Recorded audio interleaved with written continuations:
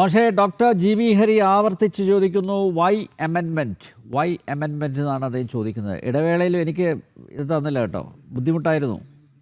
ശരി അനിൽജി, അതായത് ഡോക്ടർ ഹരിക്ക് ഞാൻ വീണ്ടും അദ്ദേഹത്തിൻ്റെ ചോദ്യങ്ങൾ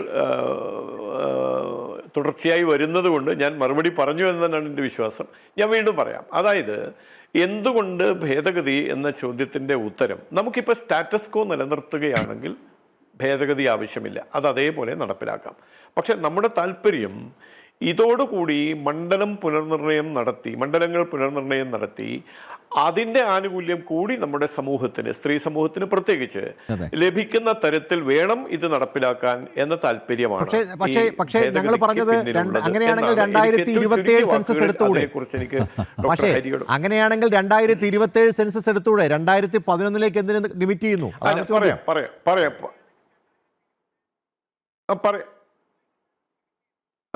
പറയാം ഹരി. അതായത് നമ്മുടെ മുമ്പിൽ ഇപ്പോൾ ജനസംഖ്യാപരമായ കണക്കുള്ളത് ഏതാണ്? ആധികാരികമായി 2011 സെൻസസ് ആണ്. അതിനുശേഷം സെൻസസ് നടന്നിട്ടില്ല. 2021 നടക്കേണ്ടിയിരുന്നത്. കോവിഡ് ആ ഒരു സാഹചര്യത്തിൽ നമ്മളത് മാറ്റിവെക്കുകയാണ്. ഇപ്പോൾ അതിൻ്റെ പ്രക്രിയ ആരംഭിച്ചു. ആഭ്യന്തരമന്ത്രി തന്നെ അത് വ്യക്തമാക്കി. പുതിയ സെൻസസിനുള്ള പ്രക്രിയ ആരംഭിച്ചു കഴിഞ്ഞു. ആ പ്രക്രിയക്ക് അതിൻ്റെതായ ഒരു സമയപരിധി വേണ്ടി വരും. ആ സമയപരിധിക്കുള്ളിൽ നിന്നുകൊണ്ട് നമുക്ക് ഈ പ്രക്രിയ പൂർത്തിയാക്കാൻ കഴിയില്ല എന്നതുകൊണ്ടാണ് നമ്മുടെ കയ്യിൽ ഇപ്പോഴുള്ള 2011 സെൻസസ് അടിസ്ഥാനപ്പെടുത്തി മണ്ഡല പുനർനിർണയം എന്ന തരത്തിലേക്ക് നമ്മൾ എത്തുന്നത്. അപ്പോൾ അത് ഒരു കാരണവശാലും താങ്കളൊക്കെ ഉന്നയിക്കുന്നത് പോലെ അല്ലെങ്കിൽ മറ്റാരെങ്കിലുമൊക്കെ ആശങ്കപ്പെടുന്നത് പോലെ അപകടത്തിലേക്ക് പോകുന്നതല്ല, മറിച്ച് ശരിയായ നിലയ്ക്ക് നമ്മുടെ നാടിനെ നയിക്കാൻ വേണ്ടി തന്നെയാണ്. മറ്റൊന്ന്, ഡോക്ടർ വർഗീസ് ജോർജ് സാറ് ഞാൻ ഭാഷാ സംസ്ഥാനങ്ങളെക്കുറിച്ച് പറഞ്ഞപ്പോൾ അദ്ദേഹത്തിന് ചെറിയൊരു തെറ്റിദ്ധാരണ വന്നു എന്ന് തോന്നുന്നു.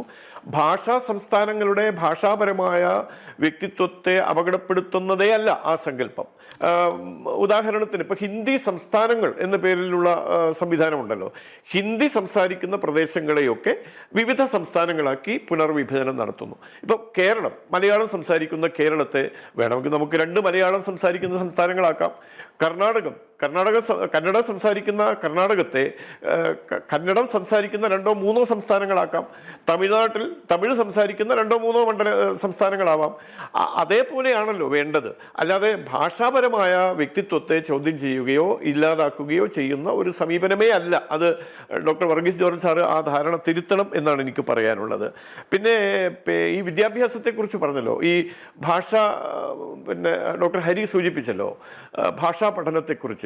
അത് പുതിയ വിദ്യാഭ്യാസ പദ്ധതിയെക്കുറിച്ച് വേണ്ടത്ര ഉൾക്കൊള്ളാത്തത് കൊണ്ടാണ് ഡോക്ടർ ഹരി അങ്ങനെ പറയുന്നത്. 30 വർഷത്തിന് ശേഷം ഭാരതത്തിൽ വിദ്യാഭ്യാസ പരിഷ്കാരം നടപ്പിലാക്കുമ്പോൾ ഈ ത്രിഭാഷാ പദ്ധതിയെക്കുറിച്ച് വളരെ വ്യക്തമായ സൂചനകളുണ്ട്. ഒരിക്കൽ പോലും അത് ഏതെങ്കിലും ഒരു സംസ്ഥാനത്തിൻ്റെ ഭാഷാപരമായ ഐഡൻറ്റിറ്റിയെ കളങ്കപ്പെടുത്തുന്നതോ ഇല്ലാതെയാക്കുന്നതോ അല്ല പുതിയ വിദ്യാഭ്യാസ പദ്ധതി. പിന്നെ മറ്റൊരു കാര്യം പറയാനുള്ളത്, എന്തുകൊണ്ട് ചർച്ച നടന്നില്ല പാർലമെൻറ്റിൽ എന്നതാണ്. ഇതിനെ സംബന്ധിച്ച് എനിക്ക് പറയാനുള്ളത്, മാർച്ച് മാസം 16 കോൺഗ്രസിൻ്റെ അഖിലേന്ത്യാ അധ്യക്ഷൻ ബഹുമാന്യ മല്ലികാർജ്ജുൻ ഖാർഗെ പ്രധാനമന്ത്രിക്ക് കത്തെഴുതുന്നത് ഇതുമായി ബന്ധപ്പെട്ട്. ആ കത്ത് ലഭിച്ചതിൻ്റെ അടിസ്ഥാനത്തിൽ അത് പരിപൂർണമായും ഉൾക്കൊണ്ടുകൊണ്ടും മാനിച്ചുകൊണ്ടും ചർച്ചയ്ക്ക് വിളിച്ചു കോൺഗ്രസ് നേതൃത്വത്തെ. ഇപ്പം ഇന്ന് പാർലമെൻറ്റിൽ കിരൺ റിജിജുജി, പാർലമെൻ്ററി കാര്യമന്ത്രി, അദ്ദേഹം അത് ഉന്നയിച്ചല്ലോ. നിങ്ങൾക്ക് മറുപടി ഉണ്ടായിരുന്നില്ല.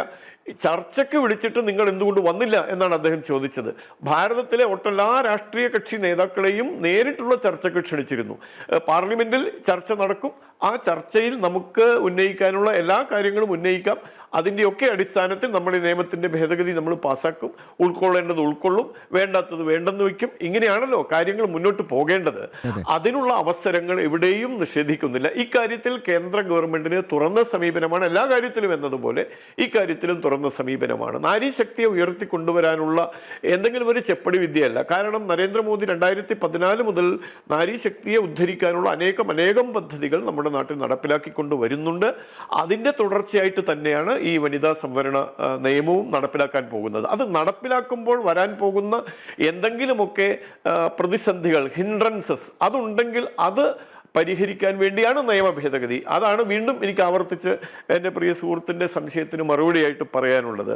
ഒറ്റ കാര്യം കൂടി അനിൽജി, അതായത് നമ്മുടെ ഈ ഭാരതത്തെ സംബന്ധിച്ചിടത്തോളം ഒരു ആഗോള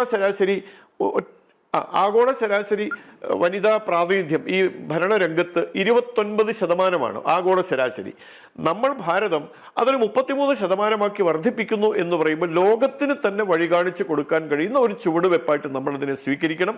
നമ്മുടെ സഹോദരിമാർ വരട്ടെ ഭരണാധികാരികളായിട്ട്, പാർലമെൻറ്റ് അംഗങ്ങളായിട്ട്, അവരുടെ സർഗ്ഗശേഷി നമ്മുടെ സമൂഹത്തിന് ഗുണകരമാവുന്ന രീതിയിൽ വിനിയോഗിക്കാനുള്ള സാഹചര്യം നമുക്ക് ഒരുക്കി കൊടുക്കാം എന്നത് മാത്രമാണ് ഇതിനെ സംബന്ധിച്ച് അവസാനമായിട്ട് എനിക്ക് പറയാനുള്ളത്. അതിന് ഡോക്ടർ വർഗീസ് ജോർജ് സാറിനെ പോലുള്ള രാഷ്ട്രീയ രംഗത്ത് ഏറെ തഴക്കവും പഴക്കവുമുള്ള ഹരിയെ പോലെയുള്ള രാഷ്ട്രീയ നേതൃത്വം അവരൊക്കെ ഇതുമായി സഹകരിക്കണം എന്നാണ് അഭ്യർത്ഥിക്കാനുള്ളത് അവസാനമായിട്ട്.